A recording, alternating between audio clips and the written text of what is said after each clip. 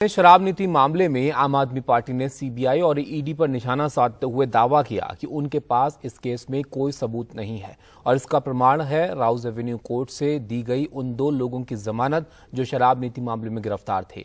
उन्होंने कहा कि सीबीआई ईडी के पास इस मामले में एक पैसे का भी भ्रष्टाचार का सबूत नहीं है। आम आदमी पार्टी के दावों पर बीजेपी हमलावर है। बीजेपी का कहना है कि इस दावे को अदालत की अवमानना बताया है और इस मामले के पीछे असली हाथ केजरीवाल का बताया है।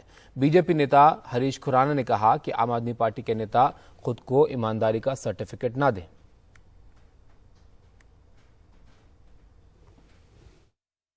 कल के इस ऑर्डर ने सीबीआई और ईडी का पर्दाफाश कर दिया। एक चीज अब देश के सामने आ गई है कि जो कुछ भी शराब घोटाले के नाम पर बताया जा रहा है ये सरासर झूठ है, बेबुनियाद है, बिना किसी सबूत के है। कोई भी ऐसा घोटाला नहीं हुआ है। दिल्ली की शिक्षा मंत्री और आम आदमी पार्टी नेता आतिशी ने ऐसा दावा उस बेल ऑर्डर को आधार बनाते हुए किया जो दिल्ली की राउज एवेन्यू कोर्ट ने कथित शराब घोटाले में 2 आरोपियों को शनिवार को ईडी केस में जमानत देते हुए जारी किया। आम आदमी पार्टी ने दावा किया कि आरोप है कि शराब कारोबारी गौतम मल्होत्रा शराब लाइसेंस के बदले आम आदमी पार्टी को 100 करोड़ रुपए रिश्वत देने में शामिल हैं और आम आदमी पार्टी को प्रचार सामग्री सप्लाई करने वाले राजेश जोशी पर आरोप है कि उसने रिश्वत के 30 करोड़ रुपए साउथ से दिल्ली लाकर गोवा चुनाव में हवाला के जरिए खपाए। लेकिन आम आदमी पार्टी के मुताबिक कोर्ट ने अपने आदेश में कहा कि ना रिश्वत देने का कोई सबूत है, ना रिश्वत के पैसे के लेन देन का कोई सबूत।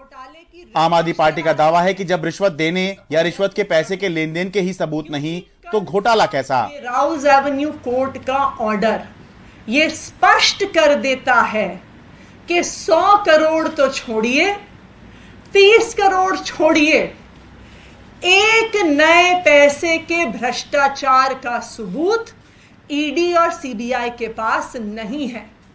बार बार इस 86 पेज के ऑर्डर में जज सिर्फ एक बात दोहरा रहे हैं कि कोई भी सबूत ईडी ने सामने नहीं रखा है।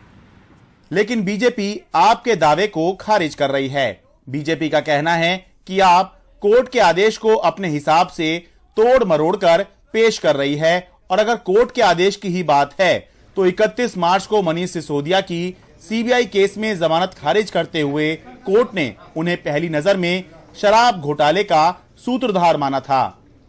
जमानत के ऑर्डर को ये लोग प्रस्तुत कर रहे हैं डिस्चार्ज या एक्विटल के ऑर्डर की तरीके से। जमानत का ऑर्डर सिर्फ जमानत का होता है जिसके बाद ट्रायल कोर्ट में चलती है और उस कोर्ट में जो ट्रायल चलती है उसके आधार पर केस में तय होता है वेरासिटी ऑफ केस और उस केस में क्या क्या चीजें संलग्न पाई गई, क्या क्या उसमें कोर्ट कचहरी में कैसे चला।